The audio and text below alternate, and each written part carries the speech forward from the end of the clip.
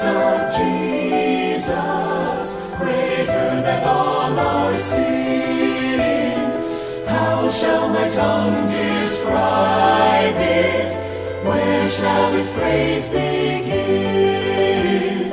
Taking away my burden, setting my spirit free, for the wonderful grace of Jesus reaches me. Así dice la palabra de nuestro Dios, escúchenla, hermanos. Pablo, apóstol de Jesucristo por la voluntad de Dios, y el hermano Timoteo a los santos y fieles hermanos en Cristo que están en Colosas, gracia y paz sean a vosotros de Dios nuestro Padre y del Señor Jesucristo. Siempre orando por vosotros, damos gracias a Dios, Padre de nuestro Señor Jesucristo, habiendo oído de vuestra fe en Cristo Jesús y del amor que tenéis para todos, a todos los santos, a causa de la esperanza que os está guardada en los cielos, de la cual ya habéis oído por la palabra verdadera del Evangelio, que ha llegado hasta vosotros, así como a todo el mundo, y lleva fruto, y crece también en vosotros, desde el día que oísteis y conocisteis la gracia de Dios en verdad. Como lo habéis aprendido de Epafras, nuestro consiervo amado, que es un fiel ministro de Cristo para vosotros, quien también os ha declarado vuestro amor en el Espíritu, por lo cual también nosotros, desde que lo oímos, desde el día que lo oímos, no cesamos de orar por vosotros y de pedir que seáis llenos del conocimiento de su voluntad en toda sabiduría e inteligencia espiritual, para que andéis como es digno del Señor, agradándole en todo, llevando fruto en toda buena obra, creciendo en el conocimiento de Dios, fortalecidos con todo poder conforme a la potencia de su gloria, para toda paciencia y longanimidad, con gozo, dando gracias al Padre que nos hizo aptos para participar de la herencia de los santos en luz, el cual nos ha librado de la potestad de las tinieblas y trasladado al reino de su amado Hijo, en quien tenemos redención por su sangre, el perdón de pecados. Colosenses 1 del 1 al 14. Es una larga introducción. Merece esta introducción el tema precioso que el apóstol Pablo va a tratar a la iglesia de Colosas, nada menos que la naturaleza de la persona de nuestro Señor Jesucristo.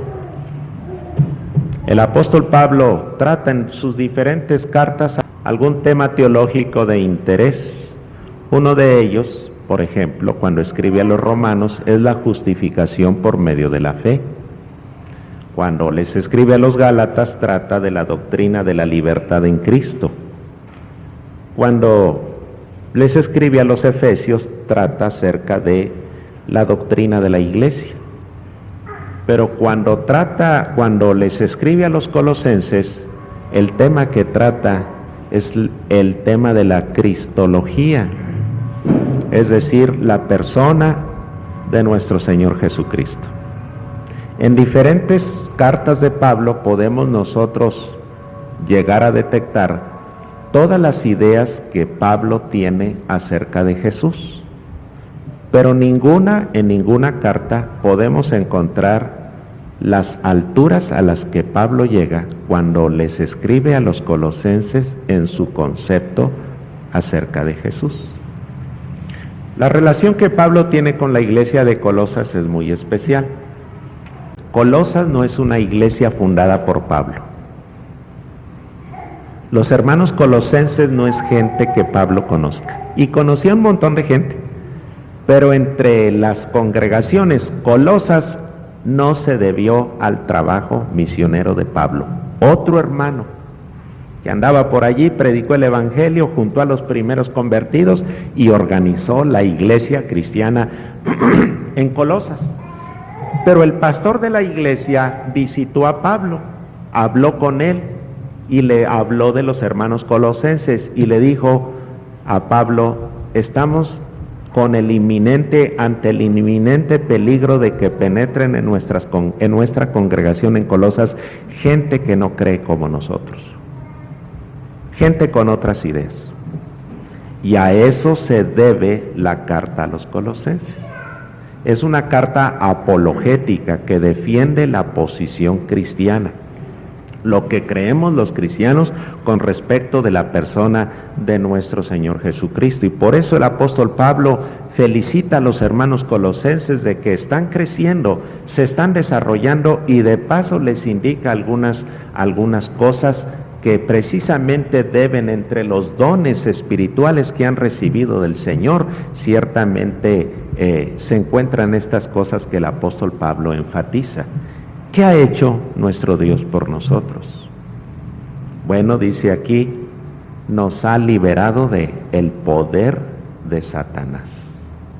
Dice la Escritura, aquí dice el apóstol Pablo, con gozo dando gracias al Padre, y comienza a mencionar las cosas que agradece a Dios. Con gozo dando gracias al Padre, que nos hizo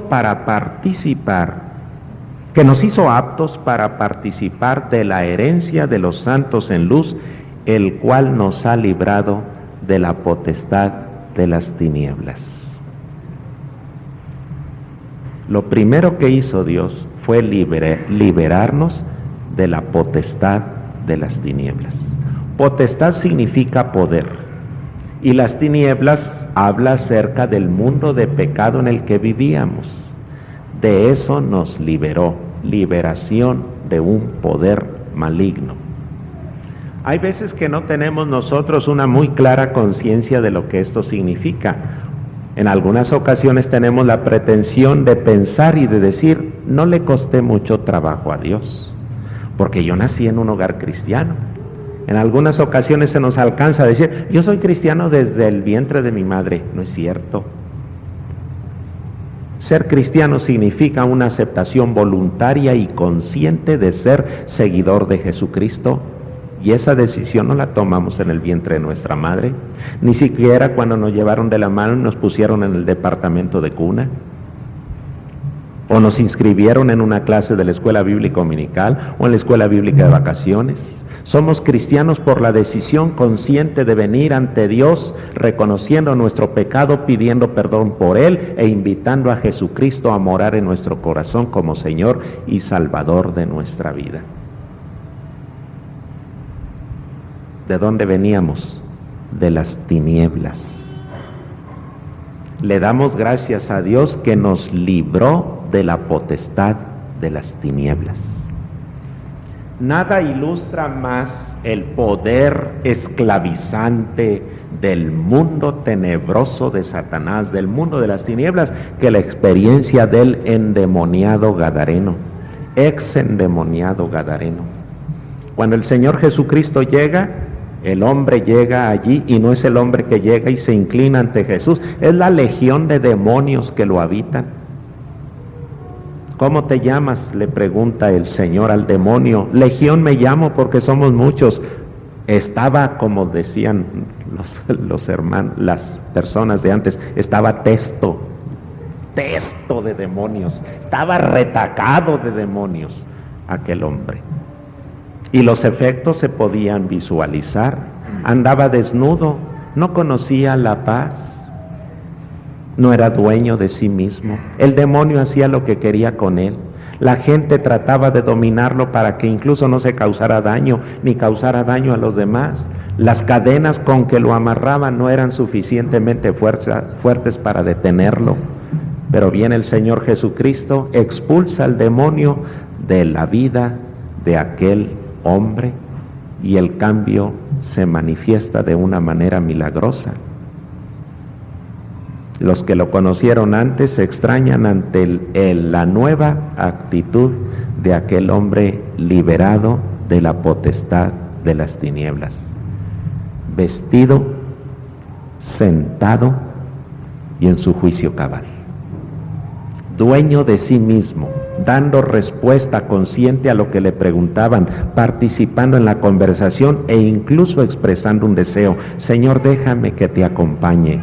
¿Qué le dijo Jesús? Ve a los tuyos y cuéntales cuán grandes cosas ha hecho Dios contigo y cómo ha tenido misericordia de ti. Porque quería acompañar a aquel hombre, a Jesús. Era consciente, dueño de sus decisiones. Y ahora seguía a Jesús. Estaba sentado cuando no conocía descanso. Estaba sentado tranquilo, escuchando a Jesús. Y estaba vestido. Andaba desnudo corriendo entre los sepulcros. A propósito, ese era el lugar de su residencia, los sepulcros.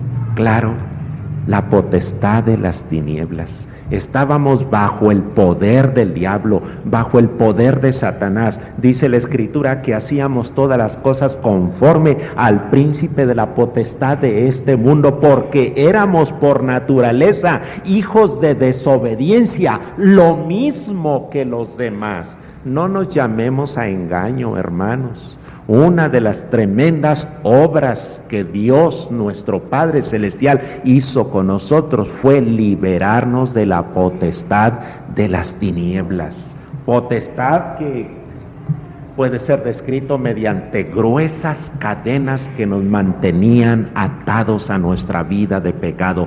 Tuvo que venir Jesucristo para romper esas gruesas cadenas de esclavitud y entonces darnos la libertad gloriosa de los hijos de Dios, liberados del poder maligno del demonio.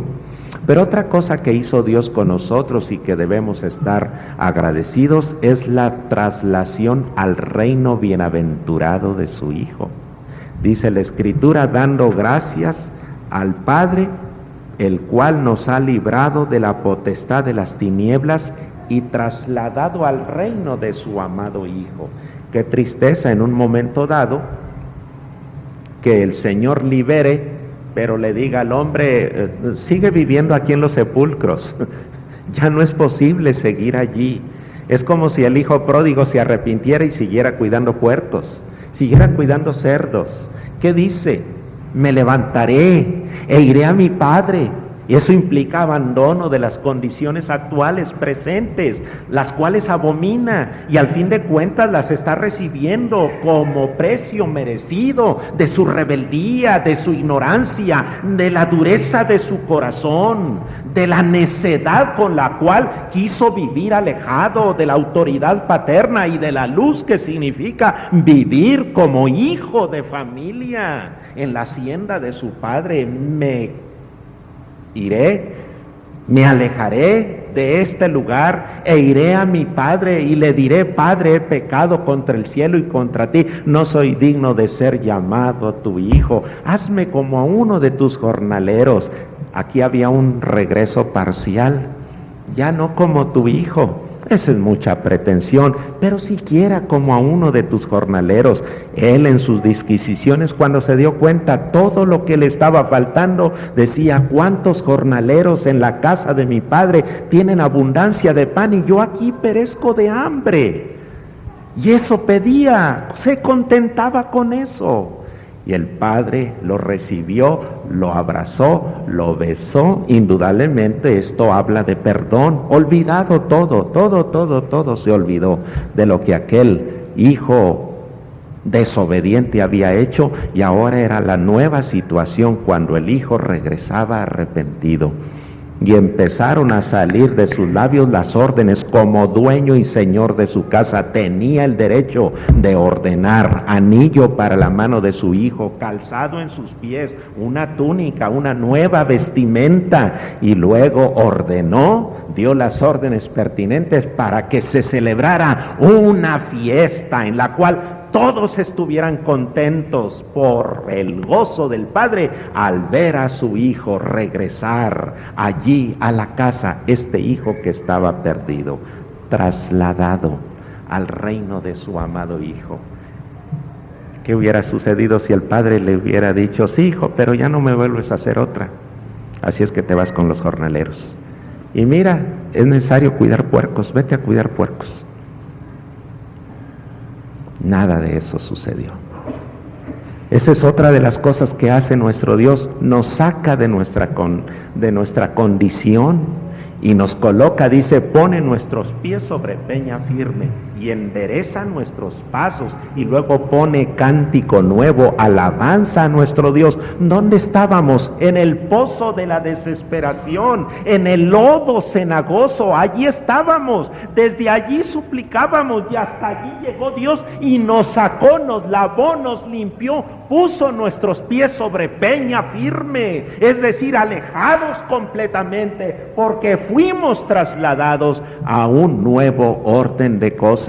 El apóstol Pablo menciona aquí, fuimos librados de la potestad de las tinieblas y trasladados al reino de su amado Hijo.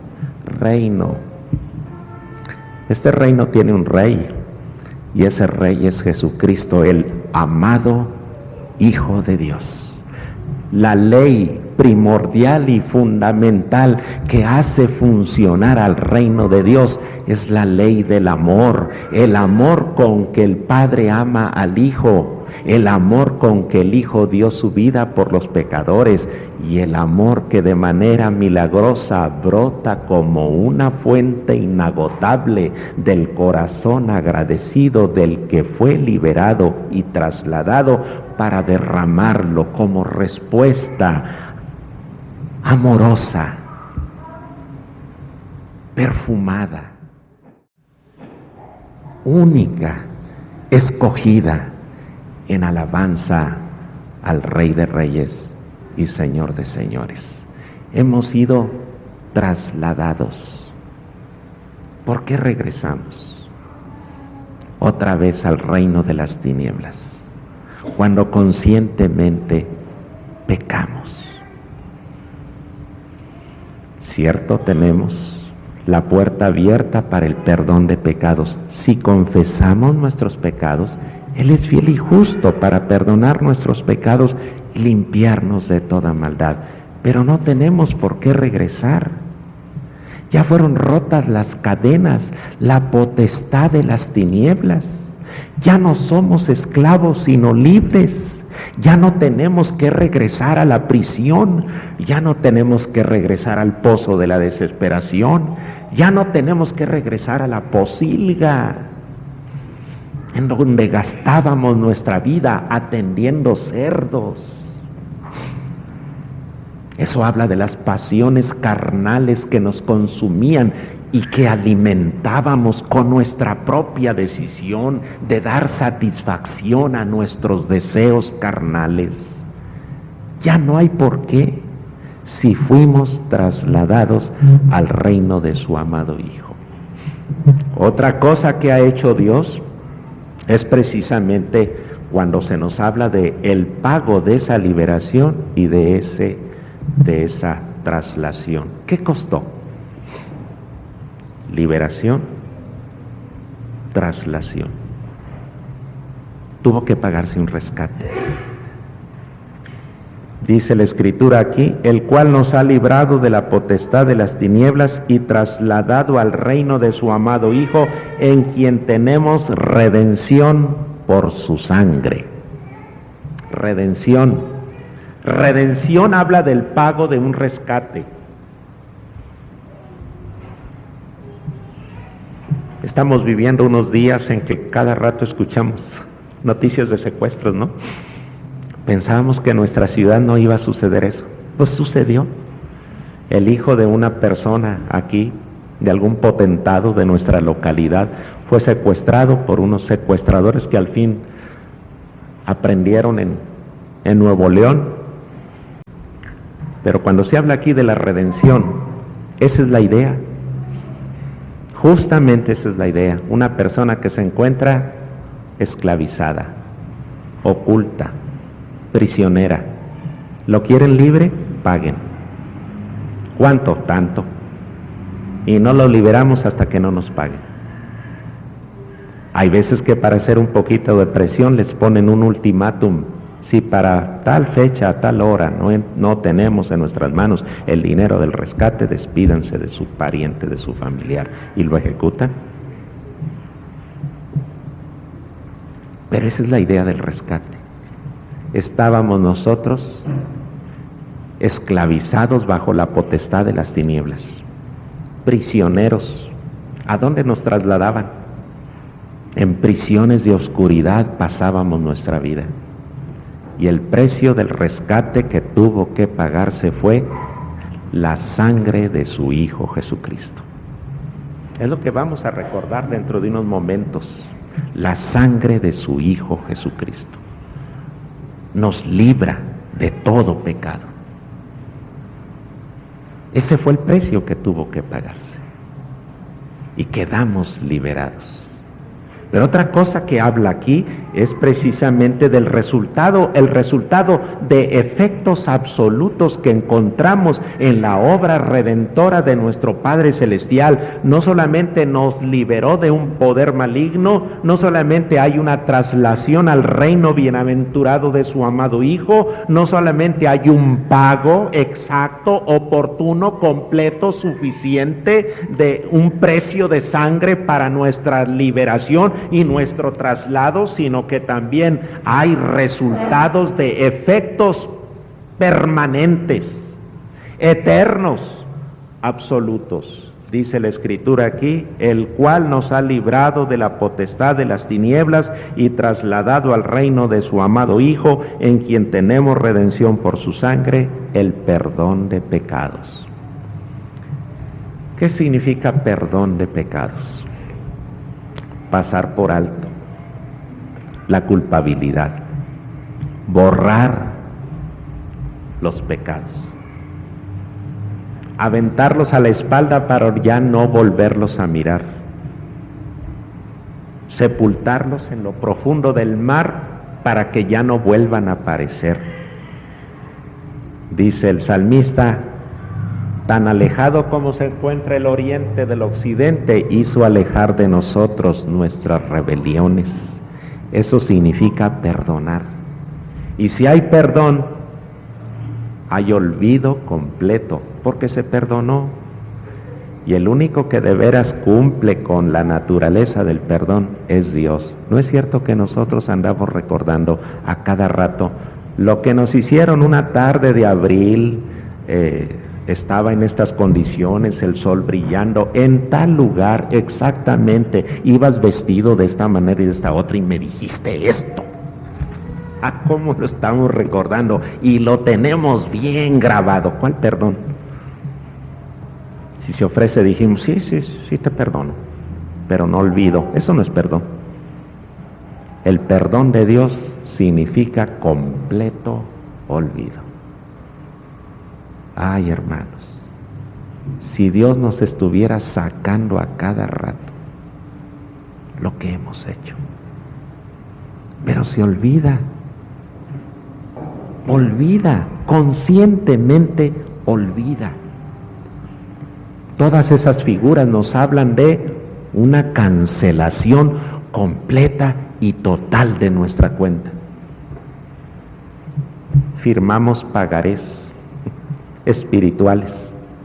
¿Qué hace Dios en el arrepentimiento? Toma nuestros pagarés y los rompe y los declara nulos en su valor para reclamar otra vez el precio, la paga de muerte que exigen los pecados. Si ya los perdonó, esos pagarés ya no existen, fueron clavados para siempre en la cruz de nuestro Señor Jesucristo. Perdón de pecados. Eso es lo que hizo Dios. Y finalmente otra de las cosas que hizo nuestro Dios, nos dio aptitud para tomar posesión de nuestra herencia, dando gracias al Padre, el cual nos ha librado de la potestad de las tinieblas, trasladado al reino de su amado Hijo, en quien tenemos redención por su sangre, el perdón de pecados, habiéndonos hecho aptos para participar de la herencia de los santos en luz. Bendito Dios nuestro, que nos transformó de tal manera que nos hace aptos. Nos dio aptitud. ¿Qué significa aptitud? Significa facilidad. Facilidad para movernos en esta nueva atmósfera de santidad, de gozo, de alegría. ¿Verdad que no sabíamos actuar como creyentes en un ambiente de creyentes? ¿Se siente incómodo usted entre los cristianos? ¿Verdad que ya no? Este es nuestro ambiente. Nos sentimos incómodos allá. ¿Cómo portarnos allá? Cuando consideramos que, estar con los cristianos y le hacemos el gesto. Quisiéramos mejor estar en otra parte en donde de veras que como peces en el agua nos movemos. Ya no sabemos vivir allá. Este es nuestro ambiente. Sabemos vivir, pero aquí. ¿Qué significa eso? Nos hizo aptos. Nos hizo aptos para participar de la herencia de los santos en luz. Aptitud para tomar posesión de nuestra herencia. Y nos sentimos como peces en el agua. Este es nuestro ambiente. Este es nuestro ámbito, esto es lo que buscamos, esto es lo que llena de satisfacción nuestra vida. Todo eso hizo nuestro Padre Celestial. Nos ha librado de la potestad de las tinieblas, nos ha trasladado al reino de su amado Hijo, pagó el precio de que exigía nuestra redención por la sangre de su Hijo Jesucristo, perdonó nuestros pecados y nos hizo aptos para participar de la herencia de los santos en luz. Y todavía no es todo.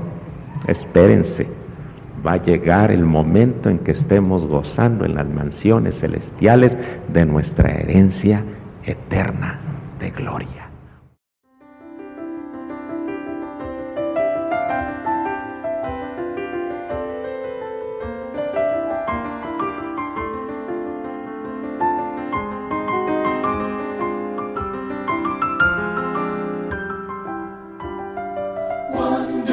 Grace of Jesus, greater than all our sin.